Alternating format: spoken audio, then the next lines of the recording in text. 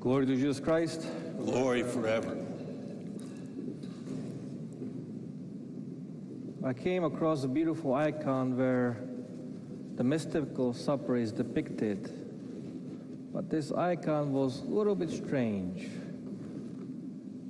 Everything in this icon was as it was supposed to be. You could see Christ in the middle, and you could see the surrounding apostles. But there was one large detail which made that icon even more beautiful and very thought-provoking. You could see all the 12 apostles surrounding Jesus Christ, but on one side, Judas was leaving the Last Supper. In his place only stood his halo and outline of his body, almost shadow-like, what he could have been. The icon provokes many thoughts, and it should. Judas left Christ for 30 pieces of silver. I don't know what that would translate to today's currency, but for sure in his heart, 30 pieces at that moment were more valued in his heart than Jesus Christ. At that moment, his passions, his sins, his desires were in control. We could argue that Judas didn't know better, but we all know that it is not true. We know that Jesus Christ gave the position of a treasurer to Judas. He did it because he wanted to quench the passions of Judas. Christ was teaching Judas a lesson, but his heart was not open to Christ's teaching, even to the most practical one. But by keeping the purse of all the apostles, Judas was unwilling to change. Today, day before Christ's death, we are here attending the most beautiful banquet, where we are surrounding Jesus Christ around the table. We are here to celebrate the mystical supper, but are we ready?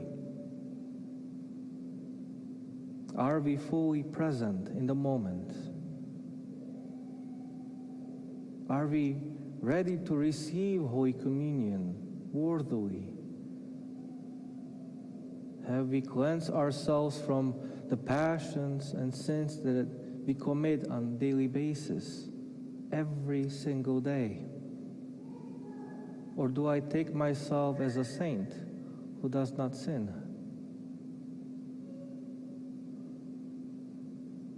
Am I one of the apostles who attentively stand next to Christ waiting to hear his command? Or am I the one who is distracted by my desires, by my sins? Have I gone to confession to purify my heart and soul so I'm able to receive holy, the most precious Eucharist worthily? For sure, none of us want to be like Judas, who left his shadow and his halo in a room with Christ and left. This image of Judas leaving his halo and shadow in the room should speak of a potential in all of us and how easily we can leave our salvation behind. We can lose our future sainthood, future stay in paradise, just because we are unwilling to deal with our sins, that we are unwilling to change our habits so they are more God-pleasing.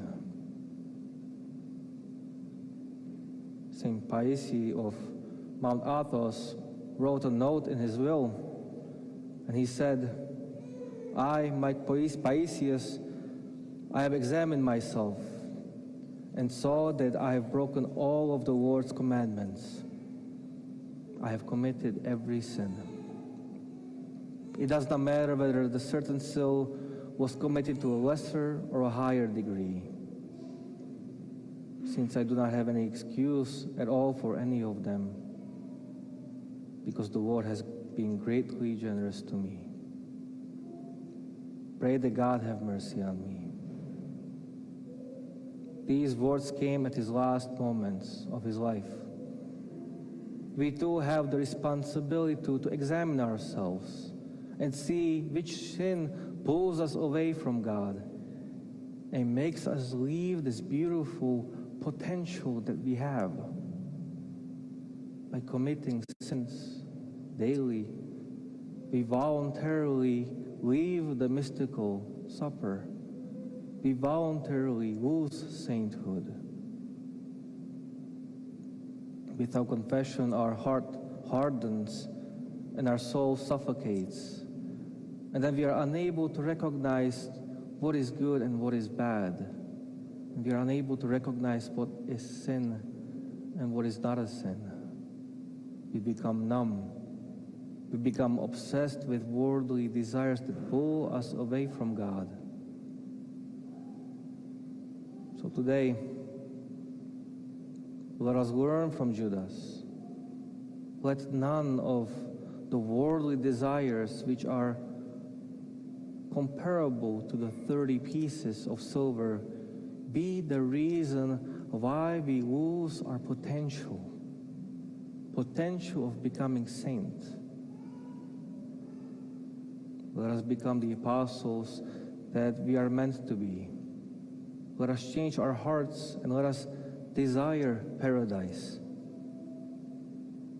a life with God above everything else in our life. Glory to Jesus Christ.